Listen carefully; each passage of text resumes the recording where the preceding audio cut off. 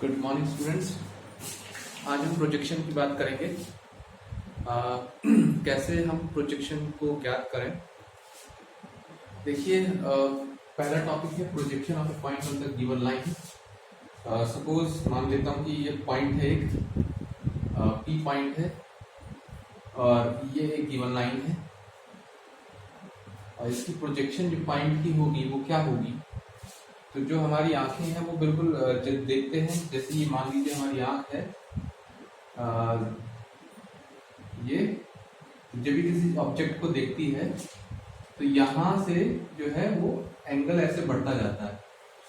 मतलब ये इसे कहते हैं, हम क्या कहते हैं इसे, दृश्य कोण। तो इसी प्रकार जब हम ऊपर टॉप से देखेंगे तो जो है वो एक, अगर हम इस पर परपेंडिकुलर ड्रॉ कर दें इस लाइन पर, सपोज ये परपेंडिकुलर अगर एम हो, एम, तो इस केस में जो पी से हमने परपेंडिकुलर ड्रॉ किया एम लाइन पर, तो ये जो एम है ये पॉइंट, तो वही इस पी पॉइंट की प्रोजेक्शन होगी लाइन पर। तो यहाँ क्या है, M point M on the line is a projection. This projection of point P, तो यही पॉइंट P क्या हुई, प्रोजेक्शन किस पर, लाइन पर। ये पॉइंट M जो होगा, तो किसी पॉइंट की जो प्रोजेक्शन होती है वो भी एक पॉइंट होता है। तो मैंने P की प्रोजेक्शन यहाँ बताई। नेक्स्ट टॉपिक है projection of A line on the given line. Suppose मान लीजिए कि ये AB एक लाइन है, AB मान लीजिए AB एक लाइन है और इस लाइन की हमें प्रोजेक्शन ज्ञात करनी है। we want to find out the projection of AB on this line. Suppose ये जो लाइन है वो L है, तो हम क्या करेंगे, सिमिलरली अगर हम यहाँ से देखें टॉप व्यू से, ऊपर से अगर इस लाइन को देखें बिल्कुल परपेंडिकुलरली, तो हमें कुछ ये लाइन इस पर ऐसे नजर आती है, इसकी जो छाया नीचे बनेगी वो ऐसे नजर आएगी। अगर मैं परपेंडिकुलर ड्रॉ कर लूँ ऊपर से, दोनों परपेंडिकुलर, ये मैंने M कह दिया और ये मैंने N कह दिया। और अब बात करते हैं, यही प्रोजेक्शन होगी M और N, ये तो MN क्या है, projection. Here MN, line segment MN is a projection of AB on the line L. अब हमें ये MN निकालना है। सपोज अगर मान लीजिए जो ये इस लाइन से अगर मान लीजिए थीटा एंगल बना रही है, मैं अलग से ड्रॉ कर देता हूँ। अगर मैं इस PN पर एक अलग से परपेंडिकुलर ड्रॉ करूँ A से, और इसे मैं कह दूँ P, तो इन दिस ट्रायंगल APB,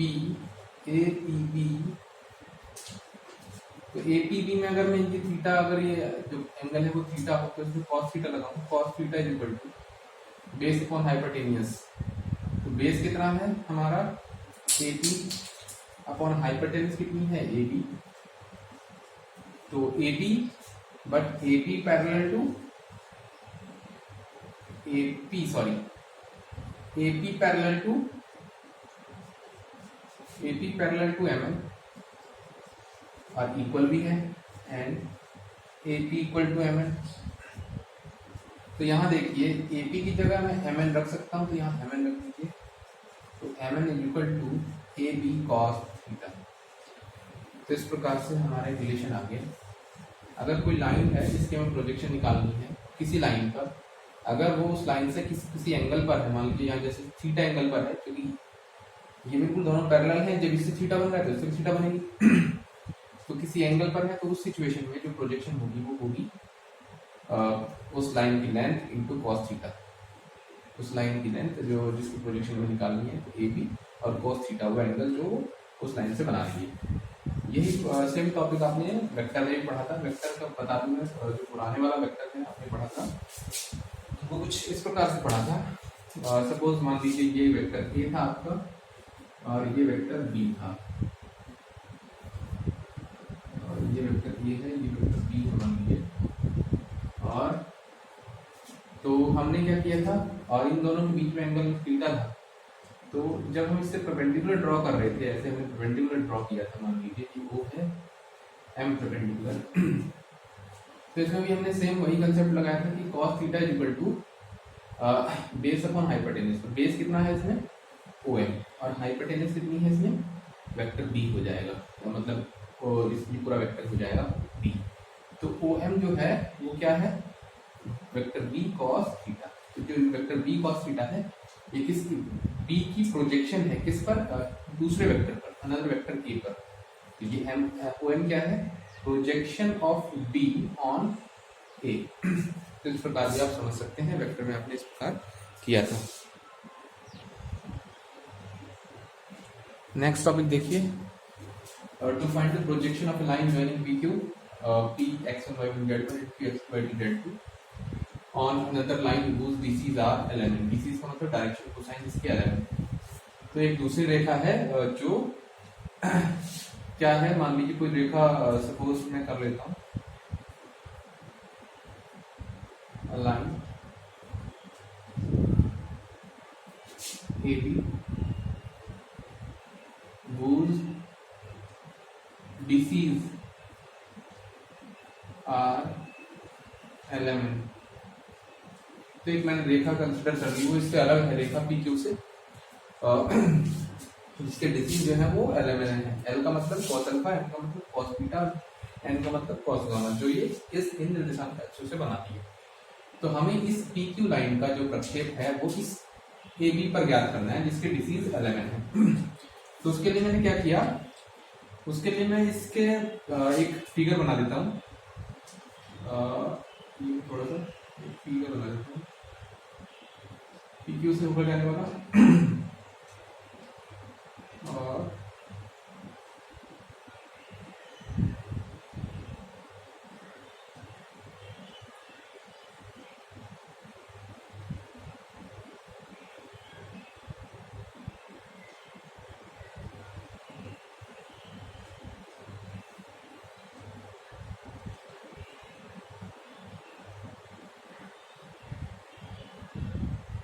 ये फिगर बन गया है आपका।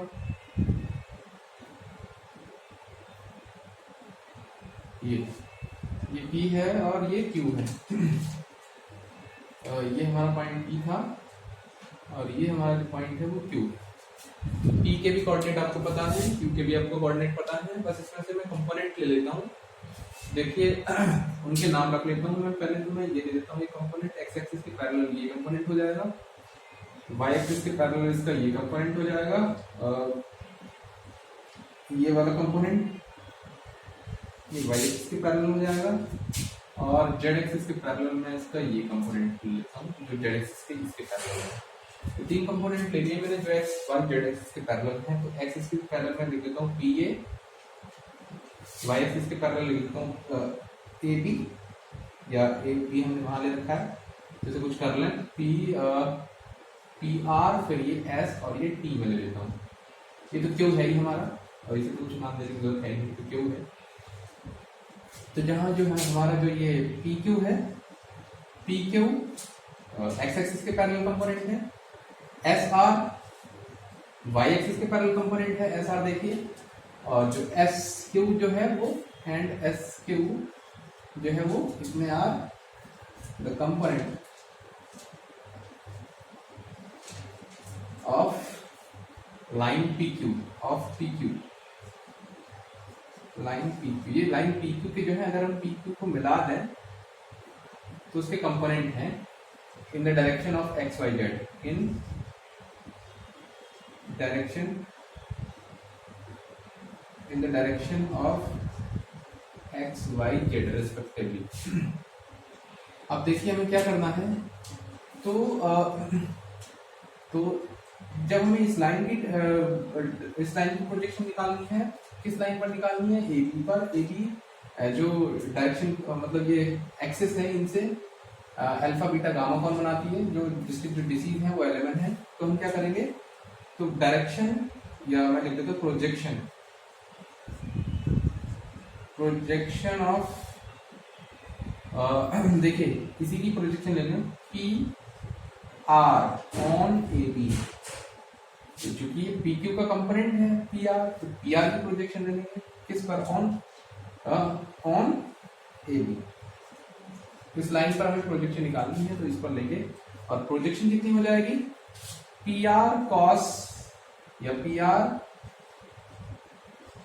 कॉस अल्फा, चूंकि ये एल है, एल का मतलब क्या है कॉस अल्फा, एक्स एक्सिस से ये लाइन कॉस अल्फा बनाती है, ये एक्स एक्सिस के पैरेलल है इतना, तो ये हो जाएगा P R cos alpha. P R को देख लीजिए कितना होगा, पी के कोऑर्डिनेट कितने X one Y one Z one, Q के कोऑर्डिनेट कितने X two Y two Z two, तो परपेंडिकुलर अगर ड्रॉ कर रहे हैं तो ये निकल जाएगा X one minus X two, तो टोटल हो जाएगा X two minus X two minus X one, तो ये आ जाएगा X two minus X one into cos alpha में लिख देंगे एल।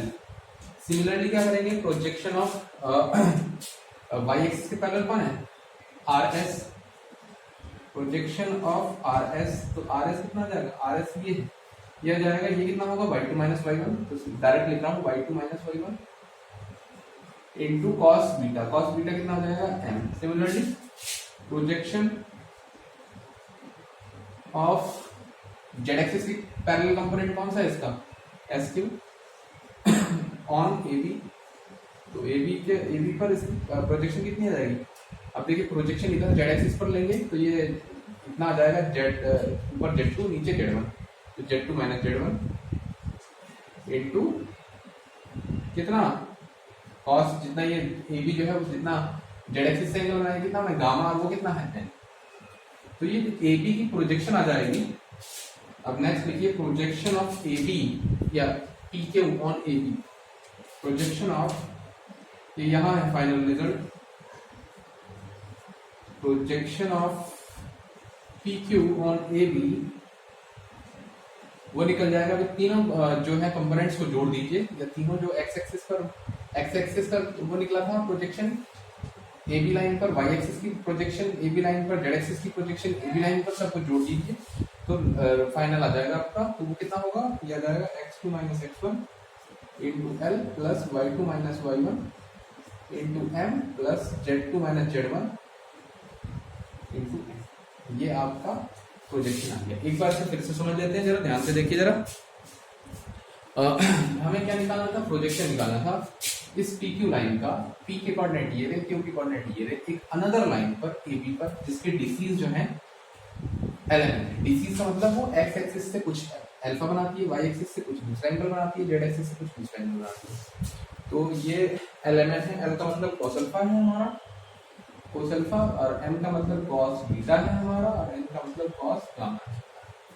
तो मैंने क्या काम किया, ट्रायंगल बनाया, पी क्यू को मिलाया, और उसके एक्स एक्सिस के पैरेलल कौन सा कंपोनेंट है, वाई एक्सिस के पैरेलल कौन सा कंपोनेंट है, जेड एक्सिस के पैरेलल कौन सा कंपोनेंट है, तो वो सब मैंने चिन्हित कर दिए। एक्स एक्सिस के पैरेलल कंपोनेंट है पी आर, वाई एक्सिस के पैरेलल कंपोनेंट है एस क्यू, देखिए एस क्यू पी आर, ऐसे देखिए ऐसे, जेड एक्सिस के पैरेलल कंपोनेंट है इसका एस क्यू, तो इन तीनों का देखिए, पहले मैं क्या कर रहा हूँ, इस चूंकि ये पी क्यू का ही कंपोनेंट है तो इसकी projection on line A B, तो इसकी पी आर की मैंने प्रोजेक्शन निकाली on A B, P R की प्रोजेक्शन ऑन ए बी, तो ये निकलेगी पी आर कॉस अल्फा, क्योंकि अल्फा बनाते हैं एक्स एक्सिस से, वो ये लाइन जो है ए बी एक्स एक्सिस से अल्फा कौन बनाती है, तो P R cos alpha, P R आ जाएगा अगर परपेंडिकुलर डालें तो पी का point X one Y one Z one, इसका क्यों हो जाएगा X two Y two Z two, तो ये हो जाएगा इतनी जो डिस्टेंस आ जाएगी X two minus X one into L. Similarly